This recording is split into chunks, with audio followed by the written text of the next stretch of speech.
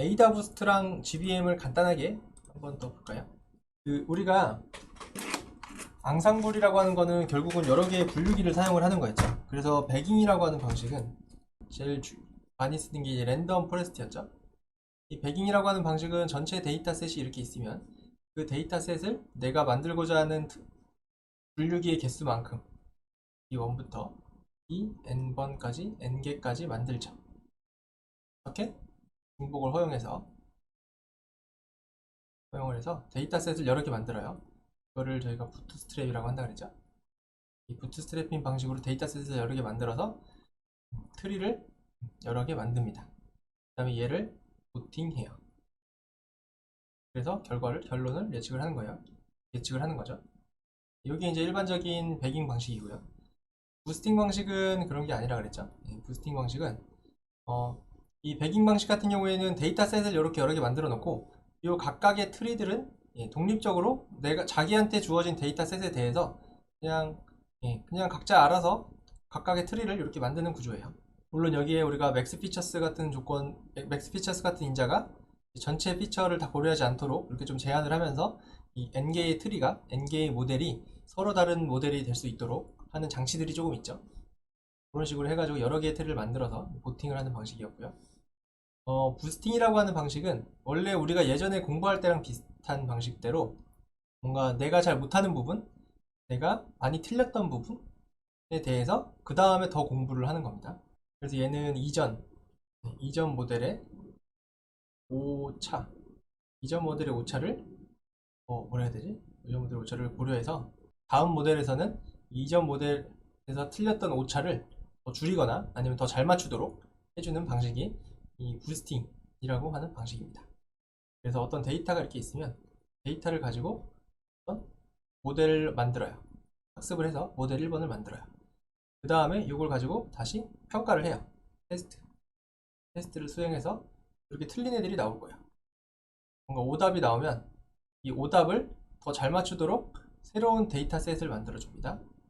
아니, 오답을 더 잘 맞추도록 해서 이제 모델 2를 만들고 얘가 틀린 애들을 다시 테스트해서 또 오답이 나오면 그 오답을 더 잘 맞추도록 모델 3를 만들고 이런 식으로 해서 이제 모델 n번까지 계속해서 새롭게 모델을 만드는 거예요.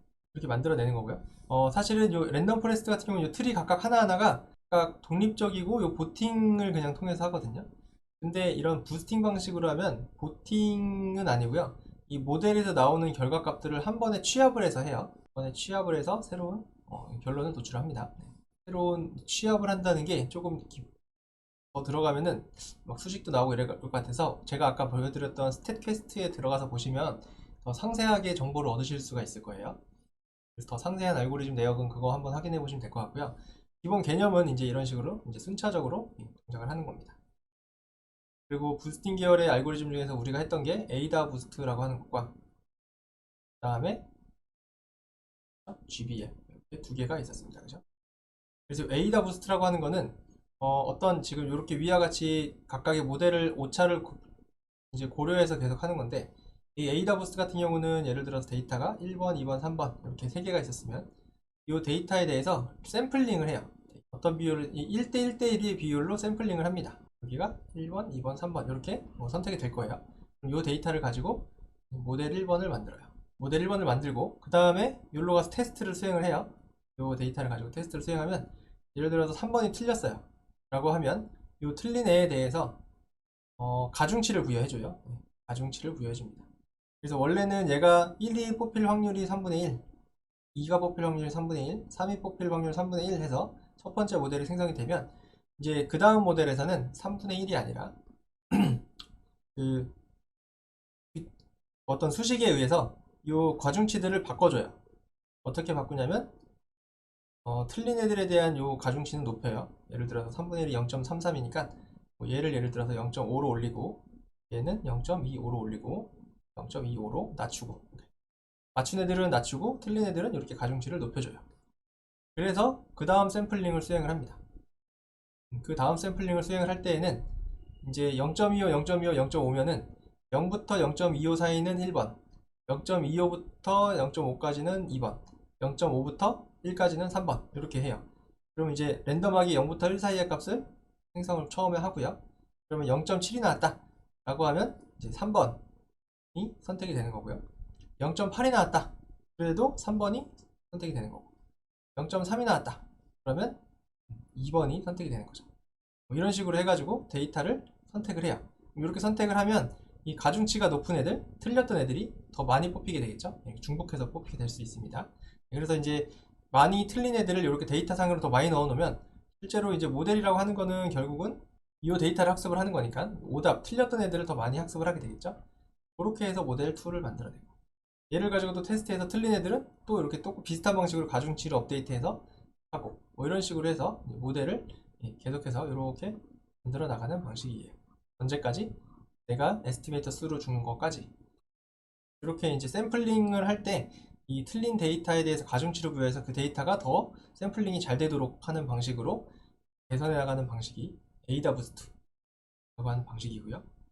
GBM이라고 하는 거는 조금 달랐죠. GBM이라고 하는 거는 이제 원래 기존의 데이터가 있었으면 여기 1번, 2번, 3번 똑같이 3개가 있었다고 치면 이 데이터에 대해서 원래 어떤 피처가 있고요. 여기 타겟 Y가 있죠. 타겟 Y가 있는데 얘는 뭐 값이 뭐 30, 25, 40 뭐 이런 식으로 값이 있었다고 치면 이 값을 예측할 수 있도록 모델을 생성합니다. 얘는 샘플링을 하는 게 아니라 얘는 AWS랑 다르게 샘플링하는 게 아니라 그냥 이 데이터 가지고 첫 번째 모델이 하나 만들어져요. 이 모델이 예측을 하겠죠. 예측된 값이 있을 거예요. 있는데 실제로는 아무튼 있는데 이게 실제로는 첫 번째 스텝은 사실은 모델이 만들어진다기보다 그냥 요 y 값의 평균값, 뭐 예를 들어서 이렇게 하면 32였더라 라고 하면 다 32로 처음에 이렇게 예측을 하는데, 예측을 해서 이제 오차가 계산이 돼요. 마이너스 2, 마이너스 7, 8 이런 식으로 오차가 계산이 되고요. 그 계산된 오차가 새로운 y 값이 돼요. 모델 2를 위한 새로운 y 값이 됩니다. 그래서 이제 얘를 가지고 또 다시 모델을 만들고 뭐 이런 식으로 해서 이제 n번째 모델까지 만드는 방식이에요. 그리고 요거에 대한 설명은 그 스탯캐스트에 굉장히 잘 돼 있어요. 실제로는 수식이 막 들어가요. 여기에서 예를 들어서 실제 예측 값은 뭐 32가 아니라 40 곱하기 뭐 러닝 레이트 곱해가지고 실제 얘가 한 예측값, y 핵값 뭐 이런 식으로 해가지고 뭐 더하기 이런 식으로 막 이렇게 수식대로 표현이 되는데, 상세한 수식까지 포함된 내용은 그 영상을 잘 참고하시면 될 것 같습니다. 개념적으로는 이런 개념이라고 생각하시면 되고, 그림상으로 보면 약간 이런 그림이 되는 거죠. 예를 들어서 내가 예측하고자 하는 값이 여기에 값이 하나 있고 여기 값이 하나 있고 여기 값이 하나 있다고 가정을 하겠습니다. 그러면 처음에는 이렇게 만들어져요. 평균값으로 이렇게 예측을 합니다. 그러면 이런 오차 값이 생기죠. 여기 실제로 아까 요 값이죠. 마이너스 2, 마이너스 7, 8 이런 게 실제로는 요 실제 값과 내가 예측한 값의 차이가 되죠. 이 차이에 대해서 이 러닝 레이트를 곱해가지고 그 다음 모델에서는 이 레지듀얼을 줄이는 방향으로 얘가 이렇게 되고 얘는 이쪽으로 얘도 원리 있다고 이렇게 가정을 하면 이런 식으로 여기까지 오고, 그 다음 모델에서는 점점 더 가까이 각각의 아이템에 대해 각각의 항목에 대해서 점점 가까이 되면서 이렇게 대로 되는 거죠. 처음에는 이렇게 됐다가 두 번째는 이렇게 됐다가 세 번째는 이렇게 됐다가 점점 이렇게 가까워지는 거죠. 결국에는 이렇게 얘를 이렇게 따라가도록 뭐 이런 식으로 이제 이 모델이 점점 개선이 되는 거예요. 얘도 마찬가지로 뭔가 실제로 프리딕트 예측을 할 때에는 이 베깅처럼 이 보팅을 하는 방식이 아니라 이 각각의 모델들에 대해서 나오는 값들이 있어요. 이 값들을 가지고 이런 러닝 레이트를 곱해서 실제로 계산을 하게 돼요. 전체 이 각각의 모델에서 나온 값들을 이제 합쳐가지고 러닝 레이트를 곱해서 더해가지고 실제 최종 값을 예측을 하게 됩니다. 그게 이제 GBM이었고요. XG 부스트라고 하는 거는 GBM 계열의 알고리즘이에요. 그래서 기본적인 컨셉은 여기 Extremely Gradient Boost니까 GBM 방식을 기반으로 하고 있고요. 그거 대비해서 이제 GBM보다 예측 성능이 좀 뛰어나고, 그 다음에 무엇보다 예측하는 시간, 학습 시간이 부스팅 계열 알고리즘은 굉장히 느리기 때문에 그 느린 단점을 보완해주기 때문에 요즘에 XG 부스트를 많이 사용하고 있는 추세입니다. 그래서 캐글에서 요즘에 많이 사용을 하고 있고요. 이거뿐만 아니라 라이트 GBM이라고 하는 또 별도의 라이브러리가 있는데 그것도 많이 활용을 하고 있습니다. 그리고 GBM 기반이라서 아까 말씀드린 것과 비슷한 방식으로 실제로 수행이 되고요. 그리고 일부 이제 GBM의 문제점들을 조금 해결했습니다. 그리고 핵심은 C11불로 구현되어져 있고요. 이 얘기는 이제 좀 빠르다는 얘기예요. 이제 다시 생각하면 이게 프로그래밍 언어가 되게 여러 가지가 있는데 C도 있고 자바도 있고 파이썬도 있고 뭐 여러 가지 언어들이 있는데 C 언어가 그래도 사람들이 요즘에 코딩하는 언어들 중에서는 가장 똑같은 기능을 구현하더라도 성능이 빨라요. 네, 그래서 XGBoost가 좀 빠르고 이제 패키지명은 XGBoost이고요. 네, 초기에는 얘는 사이킨런에 해당 사이킨런은 아니기 때문에 출시 초기에는 사이킨런이랑 호환이 잘 안 됐어요. 그래서 데이터 타입도 넘파이나 데이터 프레임이 아니라 뭐 D매트릭스라 그래서 별도의 데이터 타입으로 변환을 해줘야 되고 그 다음에 뭐 사이킨런에서 제공해주는 그리드 서치 CV 같은 뭐 하이퍼 파라미터 튜닝이나 뭐 크로스 밸리데이션 같은 뭐 그러한 작업들도 이제 사이킨런이랑 호환이 잘 안 되다 보니까 아예 이제 별도의 다른 형태로 구현을 했어야 됐어요. 그러니까 이제 약간의 러닝 커브가 더 들어가죠. 사이킨런은 여러분들이 해보시면 아시겠지만 해보셔서 아시겠지만 어떤 모델을 쓰던지 간에 비슷한 형태의 그 코딩 스타일을 가지고 있잖아요. 대부분 비슷한 함수를 제공을 해주고 되게 직관적이고 일관적인 인터페이스를 제공을 해주는데 그래서 이제 코딩하는 그런 거는 사실 그렇게 어렵지 않잖아요. 근데 이제 XGBoost는 얘랑 좀 다르니까 얘를 위해서 또 뭔가 별도의 코딩 노력이 들어가죠. 물론 그게 어렵진 않지만 추가적인 노력이 들어가는데 그리고 그런데 요즘에는 이 사이킨런에서 제공해주는 클래스가 있어요. 여기 XGB 클래시파이어와 XGB 리그레서라고 하는 그 래퍼 클래스가 있어서 얘를 사용을 하게 되면 이제 그 사이킨런에서 제공해주는 기능들이나 아니면은 우리가 주로 많이 썼던 시리즈나 데이터 프레임 같은 그런 데이터 타입도 다 처리가 가능합니다. 그래서 훨씬 더 요즘에 사용하기 쉬워졌고요. 그 XGBoost의 주요 장점은 그냥 부스팅 계열의 알고리즘의 장점을 그대로 갖고 있는데 일반 GBM보다 더 좋다라고 생각하시면 될 것 같아요. 그래서 일단 부스팅 계열 알고리즘이 일단 성능이 뛰어나요.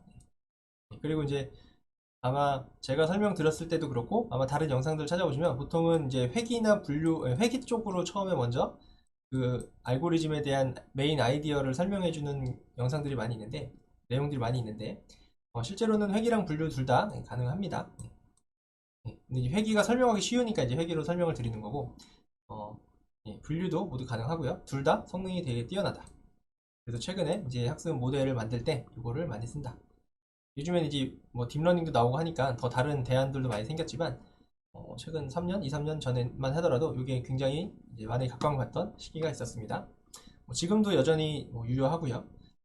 그리고 일반적인 GBM보다 성능이 빨라요. 왜냐면은 XGBoost는 일반적인 병렬 수행이 어느 정도 가능하고요. 그 다음에 이제 여러 가지 기능을 가지고 학습 성능을 보장합니다. 뭐 어얼리 스타핑 기능이라거나 뭐 이런 기능들이 있어서 이제 보다 빨리 학습을 할 수가 있는 그런 장점을 가지고 있습니다.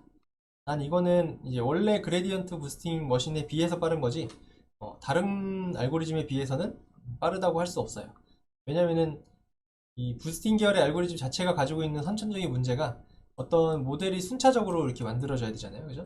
이거는 벗어날 수가 없는 거라서 이런 부분들은 저희가 이런 부분들은 이제 좀 해결하기가 어렵죠. 그래서 모델을 순차적으로 만들어 나가기 때문에 다른 알고리즘에 비해서는 상당히 느릴 수밖에 없습니다. 그 다음에 뭐 과적합을 규제하는 방식인데 일반 이건 좀 말이 안 맞는 안 되는 것 같긴 한데 GBM도 있긴 있어요. 과적합 규제하는 게 있긴 있습니다. 뭐 레귤라이제이션 할 수도 있고요. 뭐 서브 샘플링 할 수도 있고요. 여러 가지 그런 파라미터들이 있어서 과적합을 어느 정도 해결할 수 있어요. 이 말은 조금 안 맞긴 하지만 아무튼 과적합 규제를 뭐 더 잘한다 라고 하는 걸로 받아들이시면 될 것 같아요. 그 다음에 이제 나무 가지치기라고 해서 트리 프루닝이라고 하는 걸 하는데 일반적인 GBM은 이제 뭔가 부정 손실이 발생하면 분할을 수행하지 않아요. 근데 이 XG 부스트라고 하는 애는 맥스 랩스까지 먼저 진행해보고 그 다음에 이제 그 개선이 특정 스레졸드에 못 미치면 역방향으로 프루닝을 수행을 하는 겁니다. 이 얘기는 뭐냐면 여기 이제 부정 손실이라고 하는 말이 나오는데 여기에 트리를 분할하면 이렇게 엔트로피지나 지니 지수가 같은 정보 이득이 줄어든다. 그러니까 불순도가 증가하는 거죠. 우리가 트리를 확장할 때 확장하는 목적이 어떤 이런 트리가 이동 트리가 이렇게 있어서 어떤 노드가 있어요. 이 노드가 뭐 A가 3보다 크다 라고 하는 조건을 해서 이렇게 트리를 확장을 하는 이유는 이렇게 확장을 하는 이유는 이렇게 왔을 때 불순도가 0.4였는데 이 조건을 했더니 뭐 0.2, 0.2로 불순도가 줄었다. 뭐 이렇기 때문에 확장을 하는 거죠. 불순도가 줄었다는 얘기는 더 잘 분류를 한다는 얘기고, 이러니까는 확장을 하는 건데, 만약에 얘를 가지고 이렇게 조건을 넣었는데 원래는 불순도가 0.4였는데 얘가 0.45, 얘가 0.45, 뭐 이런 식으로 이렇게 불순도가 늘어나 버리면 굳이 스플릿 할 필요가 없잖아요. 그러면 이제 여기서 멈추는 거죠. 더 이상 스플릿 하지 않고 얘가 이제 최종적인 목표가 되는 거예요. 최종적인 이제 리프 노드가 되는 거죠. 이제 그게 이제 일반적인 GBM이에요. 근데 이제 이와 같이 이제 원래 있는 그 지수와 스플릿 후의 지수를 비교해 봤을 때 스플릿한 후의 이 진위 지수나 엔트로피 지수, 이 불순도가 더 올라가면 더 안 좋아진 거니까 이제 부정 손실이라고 하고요. 그 부정 손실이 발생하면 일반적인 GBM은 그냥 트리 확장을 멈춰요. 하지만 이 XG 부스트 같은 경우에는 더 가본다는 거예요. 언제까지? 내가 맥스 뎁스를 지정한 데까지. 굳이 이렇게 할 필요가 있나? 이렇게 하면 컴퓨팅 파워가 더 많이 들어가잖아요. 원래 스플릿 했으면 끝났어야 될 걸 굳이 한 번 더 가는 거니까 이제 뭐 시간은 더 걸릴 수 있어요. 왜냐면 더 많이 서치 스페이스가 많이 늘어나기 때문에 아무래도 자원은 더 소모를 하겠죠. 근데 하지만 이런 경우가 있을 수 있어요. 여기가 불순도가 0.4였는데 0.45, 0.45 늘어났어요. 근데 여기에다가 또 어떤 다른 조건을 이렇게 했더니 0.45가 불순도가 뭐 0.1, 0.1, 얘도 뭐 0.05, 뭐 0.3, 0.2 뭐 이런 식으로 이제 중간에 한 번은 이렇게 불순도가 올라가지만 결국은 한두 번 더 하면 이렇게 불순도가 더 낮아지는 경우가 있을 수도 있죠. 근데 이제 일반적인 GBM 같은 경우는 여기에서 더 이상 이득이 없네 라고 해서 이제 멈춰버리니까 이제 이런 이 숨어있는 이 좋은 모델을 찾지 못하고 이제 끝나는 경우가 있는데, 이제 XG 부스트는 이것까지 더 해본다는 거죠. 해보고 나서 여기까지 해봤는데도 불구하고 이렇게 좋은 게 아니라 해봤는데도 불구하고 0.48, 0.48 안 좋았더라 라고 하면은 그때서야 이렇게 트리를 이렇게 가서 그러면 여기서부터는 하지 말자 라고 해서 되돌아가서 이 트리를 이제 만들었다가 다시 지우는 거죠. 이제 프루닝 가지 치는 거니까 다시 쳐내는 거죠. 없으니까 필요 없네 라고 이제 가보고 나서 필요 없네 라고 판단을 하는 거죠. 이제 그러한 과정이 이제 트리 프루닝이라고 하는 과정입니다. 이제 이런 것들 때문에 일반적인 GBM보다는 성능이 더 뛰어나다고 볼 수 있죠. 그 다음에 뭐 교차 검증도 하고요. 뭐 결손값, NAN 값도 자체적으로 처리한다. 뭐 이런 것들이 이제 XG 부스트의 주요 특징, 장점이라고 설명을 하고 되어 있습니다. 여기 보면은 뭐 조기 중단 기능이 있다라고도 표현이 되어 있어요. 얼리 스타핑 기능이 있어서 원래는 내가 N 에스티메이터를 뭐 400으로 줬다 라고 하면 이 모델을 M400번까지 계속해서 원래는 만들어 나가야 되는데 중간에 한 200번까지 하다 보니까 굳이 해봤자 별로 의미가 없다. 해봤자 별로 트리가 별로 변하지도 않고 별로 이제 이득이 없다 라고 이제 판단이 되는 스레숄드가 있을 거예요. 그 스레숄드가 되면 원래는 그래도 그냥 400까지 무조건 가는데 이 XG 부스트 같은 경우에는 내가 지정을 해놓은 횟수를 넘게 되면 이제 어떤 스레숄드를 넘으면 어떤 조건에 의해서 중간에 멈출 수가 있습니다. 이 정도면 됐다. 이 정도면 더 이상 굳이 할 필요가 없다라고 하면 400까지 굳이 안 가더라도 중간에 멈추는 그러한 기능들도 가지고 있습니다.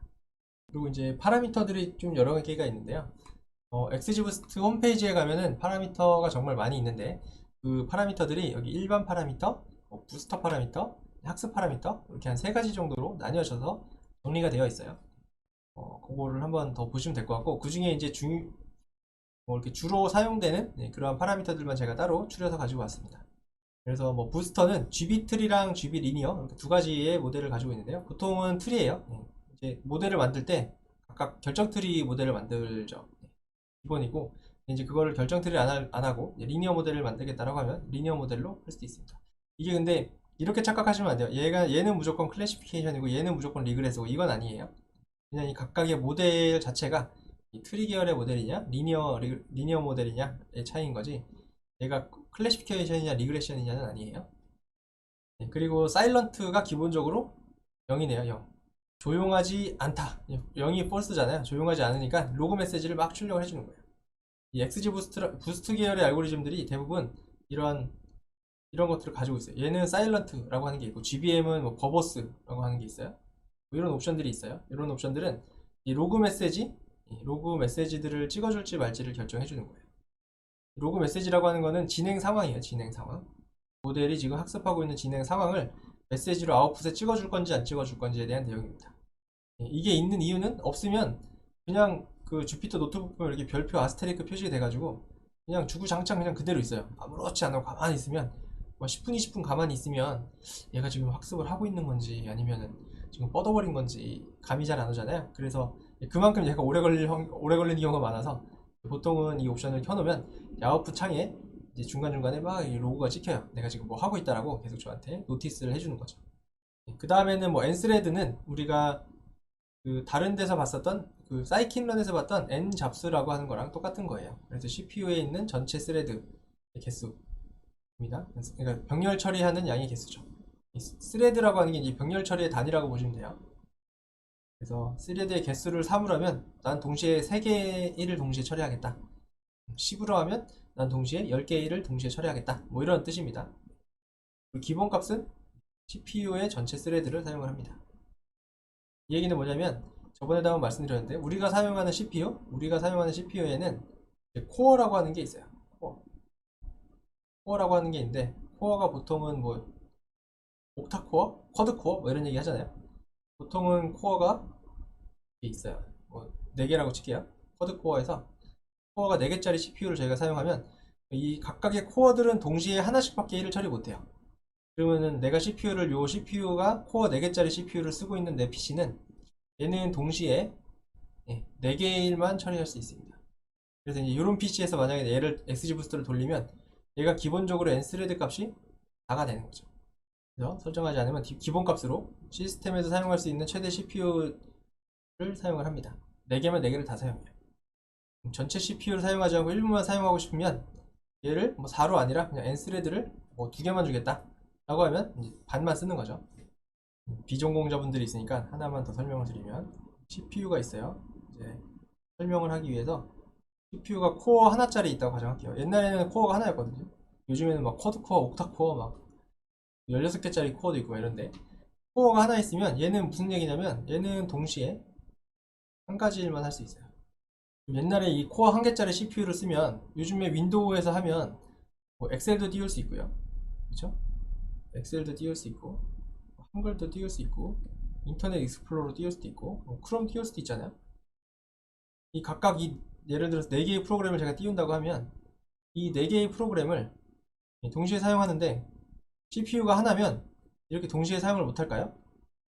만약에 CPU가 한 개짜리 CPU를 쓰면 엑셀을 실행했다가 엑셀 작업하다가 내가 한글을 작업하고 싶으면 동시에 한 가지 일밖에 못한다고 하니까 엑셀을 닫아버리고 한글 띄우고 한글로 작업하다가 한글 이렇게 끄고 그 다음에 인터넷 익스플로러 켰다가 뭐 이렇게 해야 될까요? 그러진 않겠죠? 여러분들 그런 적 한 번도 없잖아요, 그죠? 그러면 누가 쓰겠어요, 그죠? 너무 불편하니까. 그래서 보통은 이런 데에서는 어떻게 하냐면 이 CPU라는 데에서는 주로 어떤 일을 하냐면 얘는 이제 타임 쉐어링을 해요. 그러니까 우리가 옛날에 시험 공부할 때에도 어떤 시험 공부를 할 때에도 내가 내일 시험이 뭐 수학 이과였으니까 뭐 수학 2랑 뭐 물리 2 예를 들어서 이 두 과목을 봐요. 내일 두 과목을 본다고 치면 내일 오전 9시부터 10시, 10시부터 11시는 두 과목을 본다고 하면 오늘 이제 제가 이 두 과목을 공부를 해야 되잖아요. 공부를 하려면 어떻게 해요? 그 다음날? 그 전날? 뭔가 스케줄링을 하겠죠. 내가 동시에 수학책, 물리책 동시에 2개를 펴놓고 2개 동시에 한 번에 볼 수는 없잖아요. 공부를 하려면 동시에 한 가지밖에 못 보니까 뭐 9시부터 10시까지는 뭐 수학, 수2 1장 10시부터 11시까지는 수 2장 뭐 11시부터 12시까지는 뭐 물리 2 1장 뭐 이런 식으로 해서 시간을 쪼개가지고 제가 일을 여러 개 하죠. 그렇죠? 이렇게 해서 이게 이제 하루예요. 그럼 이 하루라는 단위로 봤을 때는 나는 수학 2랑 물리 2를 동시에 공부한 거죠. 근데 실제로 시간 단위로 쪼개서 들어가서 보면 동시에는 한 가지 일만 하지만 날짜 기준으로 봤을 때는 나는 이 날짜에 예를 들어서 8월 11일에 수학이랑 물리는 둘 다 공부한 거예요, 동시에. 그런 개념이에요. 그래서 이 CPU라고 하는 애도 동시에 한 가지 일만 처리를 할 수가 있어요. 그렇다고 해서 이 4개의 프로그램을 동시에 띄울 수 없냐? 그건 아니고 동시에 띄울 수 있어요. 동시에 띄우면 이제 이 CPU라고 하는 애가 어떻게 하냐면 한 번은 엑셀 했다가 한 번은 한글 떴다가, 한 번은 인터넷 익스플로러 했다가, 한 번은 크롬 했다가, 이 작업을 계속 반복을 하는 거예요. 굉장히 작은 단위, 보통 요 시간 단위가 0.001초 뭐 이런 식으로 하는 거죠. 되게 파인그레인하게 시간을 쪼개가지고 여러 개의 프로그램을 막 동시에 여러 개 돌리는 거예요. 그러니까 이제 이 프로그램들을 여러 개 돌릴 수가 있는 거죠. 10개도 돌릴 수 있겠죠. 대신에 순번이 10번을 기다려야 그 다음 차례가 오는 거겠죠. 그래서 CPU의 개수가 작으면 여러분들이 프로그램을 막 여러 개 띄워요. 그럼 점점 컴퓨터가 느려져요. 그죠? 왜냐면은 자기 순번이 늦게 오니까. 뭐 그런 거예요. 그래서 아무튼 이 코어 자체는 이렇게 동시에 한 가지 일만 처리한다. 약간 이런 질문이 있을까봐 이 말씀을 드린 거예요. 예를 들어서 내가 이 n스레드를 다 썼다. CPU 4개 쓰겠다라고 하면은 내 CPU 자원을 전체 다 쓰는 거잖아요. 다 쓰면은 내가 얘를 하고 있는 동안에 다른 일 못 하나요? 라고 질문할 수도 있잖아요. 그죠? CPU는 동시에 한 가지 일밖에 처리 못 하는데 내가 이 CPU 4개를 이 XGBoost가 다 쓰겠다 라고 하면 다른 프로그램 못 쓰나요? 생각할 수도 있잖아요. 그렇진 않다는 거죠. 왜냐면 이런 타임 쉐어링 이런 스케줄링 기법에 의해서 CPU는 실제로는 동시에 하나를 처리하지만 실제로는 여러 개를 처리할 수 있어요. 물론 느려질 수는 있겠죠. 그래서 요거 여러분들이 이제 n스레드를 이렇게 4로 해가지고 실행을 해서 그 작업 관리자 띄우면은 내 지금 CPU 사용량이랑 메모리 사용량이랑 이런 거 볼 수 있잖아요. 그래서 보시면 막 CPU 사용량이 막 저기 막 98%막 이렇게 올라가 있을 거예요. 평소에는 보통 막 10에서 20% 왔다 갔다 하거든요. 여러분들이 뭐 크롬 하거나 뭐 이런 거 하면 그 정도밖에 안 되는데 이제 얘를 CPU를 다 쓴다고 가정하고 돌려보면 막 98%, 99%막 이렇게 쓰고 있을 거예요. 그 상태에서 여러분들이 막 크롬을 클릭하거나 막 이러면은 되긴 되는데 옛날에는 뭐 클릭 딱 했으면 바로 탁탁탁 뜨는데 얘가 돌아가고 있는 도중에는 클릭을 해도 한 몇 초 있다가 뜬다거나 뭐 이럴 수는 있어요. 버벅될 수는 있죠. 그러니까 그게 싫으면 얘를 줄여 놓는 거죠. 얘를 뭐 2로 줄여 놓으면 이제 CPU 사용률은 이제 4개 중에 2개만 쓰니까 50%를 넘을 수가 없어요. 나머지 50%는 내가 다른 프로그램을 통해서도 쓸 수가 있으니까 뭐 이제 그런 걸 원하는 경우에는 스레드 개수를 조금 줄여줄 수가 있겠습니다. 그 다음에 여기 부스터 파라미터는 여기 이제 부스터 파라미터는 이제 XG 부스트에서 모델을 생성할 때 활용이 되는 그러한 파라미터들이에요. 그래서 가장 대표적인 게 여기에는 너무 대표적이라서 안 써놨는데 N 에스티메이터 모델의 수 그게 있고요. 러닝 레이트 러닝 레이트라고 하는 건 아까 레지듀얼 그 오차 있죠 오차 그 오차에 대해서 러닝 레이트를 곱한 다음에 그 다음 모델에 적용을 하거든요. 그래서 이제 그런 러닝 레이트라고 보시면 될 것 같고요. 실제로는 이제 그 스텝별로 웨이트를 감소시키는 정도고 클수록 빨리 그러니까 아까 이렇게 있고 실제 좌표들이 이렇게 있다고 했을 때 처음에 이렇게 그어놓고 그리고 이제 오차가 발생을 하는데 이 오차에서 점점 가까이 가거든요. 그 다음 모델로 갈수록 근데 이렇게 조그맣게 가까이 갈 거냐 한 번에 크게 갈 거냐인 거죠. 한 번에 크게 가려면 러닝 레이스를 키우면 되는 거고요. 이렇게 굉장히 파인 그레인하게 갈 거면 작게 잡으면 되는 거고 작게 잡으면 그만큼 에스티메이터 수를 늘려야 되고요. 그죠? 얘가 작으면 얘를 늘려야 되고 얘를 높이면 얘를 줄여도 돼요. 근데 이제 이 키우면 안 좋은 게 이렇게 넘어갈 수 있어요. 이렇게 중간에 이렇게 펑펑 하다 보면 원래 목적지는 여기인데 여기를 넘어가 버리는 경우가 있어서 실제로 목적지를 잘 못 찾는 경우 최저가의 값을 최적의 값을 잘 못 찾는 경우가 발생할 수 있어서 얘를 너무 키우는 거는 보통 권장하지 않고요. 보통은 낮추는 게 더 좋습니다. 근데 이제 낮추면 단점이 있죠. 낮추면 에스티메이터 수를 높여야 되고요. 왜냐면 에스티메이터 수를 높이지 않으면 높이지 않고 러닝 레이스만 낮춰버리면 실제로 이제 굉장히 파인 그레인하게 가다가 도달하지 못하고 끝나는 경우가 있을 수 있으니까 보통 러닝 레이스를 낮추면 에스티메이터 수를 높여야 되고 에스티메이터 수를 높이면 이제 학습 시간이 되게 오래 걸리죠. 하지만 그래도 성능을 위해서는 높여줄 필요가 있습니다. 그래서 보통은 이 정도 0.01에서 0.2 정도로 설정을 한다고 그 공식 홈페이지에 계속 권장을 하고 있어요. 그 다음에 뭐 민 차일드 스플릿 웨이트나 민 맥스 뎁스나 이런 것들 민 스플릿 로스 이런 것들은 우리가 트리 계열 알고리즘을 사용할 때 그 개별 모델에서 개별 모델 자체가 이제 트리 모델이기 때문에 그 개별 모델에 대해서 적용되는 그런 파라미터들입니다. 그래서 이제 대부분 보통 우리가 결정 트리에서 봤던 이 맥스 뎁스 같은 것처럼 뭔가 이 오버피팅들을 조금 제어해 줄 수 있는 옵션들이에요 대부분. 그래서 이제 노드를 분리하는 기준들에 해당하는 정보들이고요. 여기 보시면 뭐인 차일드 웨이트라 그래서 차일드 웨이트의 합을 다 구해서 이 합의 최소니까 이 최소값이 높으면 높을수록 스플릿을 덜 하게 되는 거예요. 그러면서 이제 오버피팅을 방지를 하는 거고, 민 스플릿 로스도 이제 감마라고 하는 표현을 하는데 얘도 마찬가지예요. 뭔가 트리를 확장할지 결정을 하는 건데, 이 값이 높으면 높을수록 트리가 덜 확장되면서 과적합을 방지를 할 수가 있습니다. 그 다음에 이 서브 샘플이라고 하는 거는 우리가 데이터를 샘플링 할 때 사용을 하는 거였습니다. 그래서 그 전체 데이터가 100개가 있으면 실제로 개별 모델을 만들 때 데이터를 다 쓰는 게 아니라 개별 모델을 만들 때 80개씩만 쓰겠다라고 하면 이 서브 샘플의 비율을 0.8로 하면 됩니다. 그래서 이 비율을 곱한 값으로 값의 크기의 데이터만큼만 개별 모델을 만들 때 사용을 하는 거죠. 그러면 이 각각의 개별 모델들이 전체 데이터를 다 활용을 안 하니까 덜 똑똑해지는 목적으로 얘를 줄여주는 거죠.